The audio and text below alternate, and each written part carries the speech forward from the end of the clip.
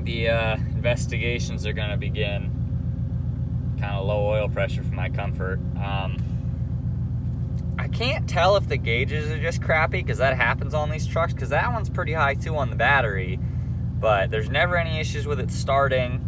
It's always got enough power, but it looks like it's overcharging, so I guess the alternator could be going bad or the battery.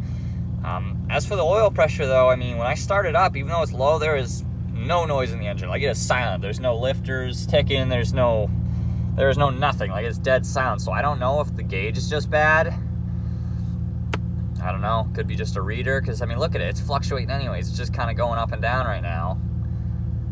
But I don't know. Could be low, so I'll probably just try some seafoam or something to see if it's maybe just gunk, like stuck on the pickup tube. Maybe I can clean it. Maybe the pickup tube's gasket on the top of it's cracked and worn, so it's leaking out, so there's not enough pressure. Or, you know, worst case scenario, it's the oil pump, which is, I think, like $100, and it'll take me a day to do it. So, I mean, either way, we'll get it figured out. But part of me feels like it's almost just the gauge, though. Because when I start it, sometimes it literally just says 0. Like, it'll just sit at 0, and there's still 0 engine noise. Like, if there was actually no oil pressure, I'm sure it would make some funky noises. So, I just picked up a cotter pin for the Pontiac, because I never actually put one in. I just tightened the castle nut down, so I'll go throw that in it real quick. And then I picked up some seafoam. I really think that it is just the gauge, because if it really did have low oil pressure, I feel like it would make some kind of noise, especially when you start it up and it's 5 degrees out. It probably would make some clanky, clinky noises in the engine. And I mean, it's dead silent. Like, it sounds perfectly normal. So I think the gauge is just getting faulty, as these Chevys do, but still makes me nervous. So throw some seafoam in just in case the pickup tube's like clogged, or I don't know. Can't hurt to try it though. And then I'm gonna throw the cotter pin in, and then, as you guys remember, a long time ago when I was towing the Subaru home, I got a flat tire on the trailer. So instead of just replacing one, I'm gonna do all 4, and I've been kind of putting it off, but it's about time to do that. So I'm gonna go over, take all the tires off the trailer, or take all the wheels off, go pick up 4 tires, put them all on, put them back on the trailer, and then see if there's anything else I gotta do. I still gotta put up these rear lights on my truck that I have not done yet. I was gonna hide these under the rear bumper somewhere, because they originally came for the Duramax, and they don't have the Duramax anymore. And these things will be pretty sweet on the back, so I'll try to hook those up today probably. But I waited to do everything today, because yesterday, dude, these track bars make the clunk so much quieter when I'm going in and out of gear. Like, oh, I love these track bars. Feels so good. It's time to try this stuff out. I used it a while ago on my Pontiac, and I didn't really notice much of a difference, but I mean, no matter what, it's not gonna hurt anything. So I'm putting it in both. I'm putting it in the crankcase, and I'm putting it in the fuel. So it can just help clean everything. So hopefully it'll assist a little bit. I just added a little bit of seafoam, and that oil pressure gauge is already so responsive. Still reads kind of low, on the low side, but then again, it's a 21-year-old truck. But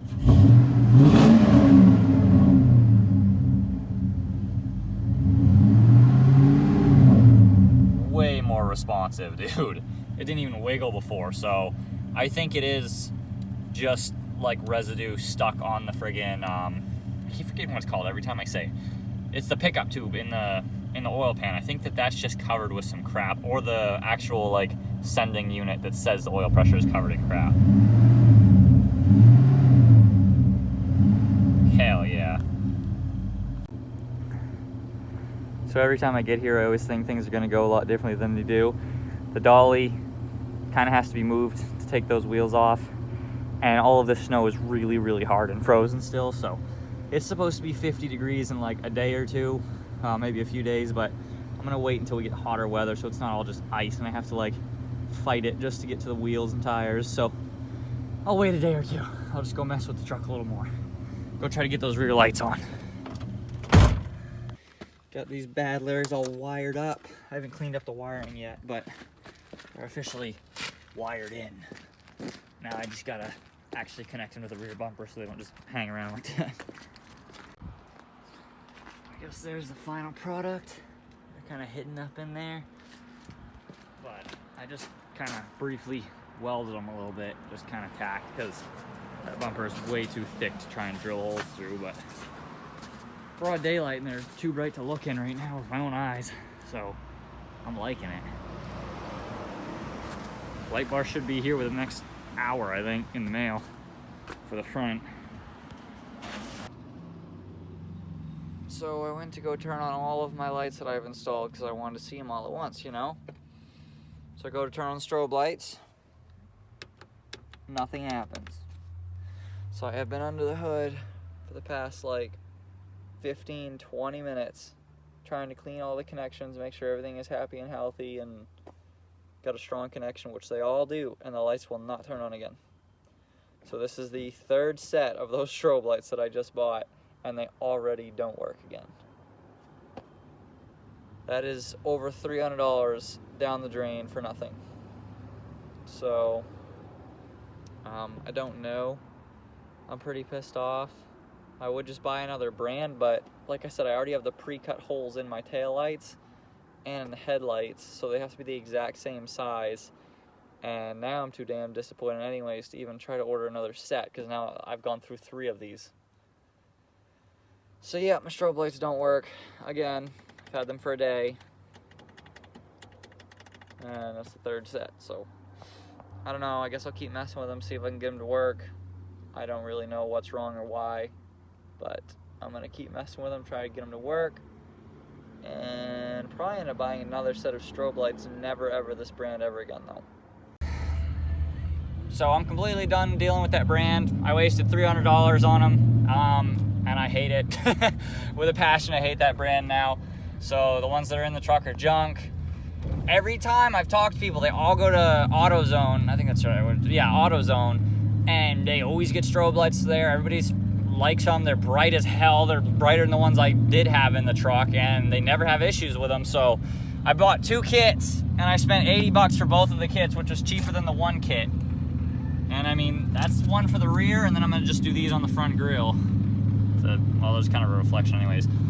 These ones are extremely bright though. They're gonna be going on the back because that's where I want people to really see. The fronts are kind of just a little extra, but I'm gonna go throw those on now, and my light bar should be here soon. New strobe lights. Came with a remote. I'll take another video at night because daytime doesn't really do them justice. They're a lot brighter in person.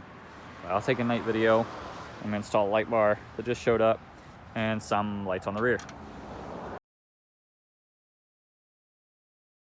So we got the front ones on. I'm still in the process of hooking up the light bar. We got the little pods on the bottom. Now here's the issue with the rear strobe lights. They don't reach all the way back to the tailgate. I wanted to put them under the tailgate, like right there basically, so they're kind of hidden. But the problem is, well, I mean, one thing too, if I'm towing, that's gonna be blocked by a car. Like if I'm towing a car or anything, you're not gonna see any strobe lights at all. But also they don't reach, and I really don't feel like extending the lights. So I was kind of thinking about putting them like right there. I tried putting them behind the tint, but obviously it's 5% tint on top of factory, so it's kind of dark. So I don't know. That seems like that's my only real spot to put the lights. But at the same time, I don't like having the lights like that visible. But I mean, at the same time, look how friggin' bright these things are. Like, that'll save your life right here. You look how bright these are. And I don't even know if the camera picks it up, but it is like blinding. So I don't know, I kind of want to put the other one on that side. I kind of don't like how they look outside, but I can also actually just throw a little bit of tint over them like I did the light bar. So it kind of makes it darker, which the light bar's still not fully hooked up, but makes it darker so that it's black, so it does not stick out as much. I'll just take an old piece and kind of show you. I think that's what I'm gonna do, because it still allows just as much light out, but it just makes it so it doesn't stick out as much being this massively white thing. So obviously I didn't fully do it, but I don't know, it's just a little bit darker than if I just didn't white. Not crazy, but if I cover the full thing, a lot better than that. So I think that's what I'm gonna do. Well, they're not even really long enough to reach both sides, so I don't really have much of an option unless I want one lopsided, like one right here and then one on the outside, but the only real option I'm having is stick it behind the tint. And I don't know, I don't really like it behind the tint. It's not nearly as bright. You know what I could do though? Actually, that might be a good idea, is I could stick it where I want it, because obviously they're not gonna move, and then I could cut out a little square of tint where the light's gonna be, so it'd be extra bright. I think I'm gonna do that. I'm gonna put them both in the bottom corners, or maybe even the upper corner, I don't know yet. Probably both bottom corners, because that's the most hidden. And then I'm gonna cut a little square of tint out so they're extra bright. And that's gonna be my plan.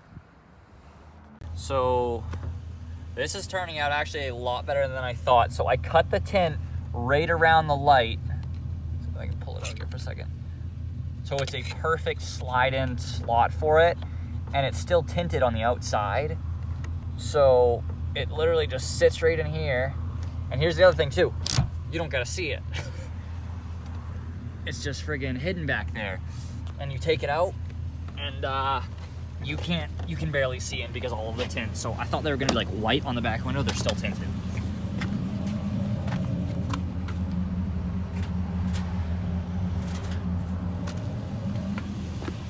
It's friggin' coming out badass. There's the rears. A lot of the exhaust smoke goes right over it. There's the rear strobes.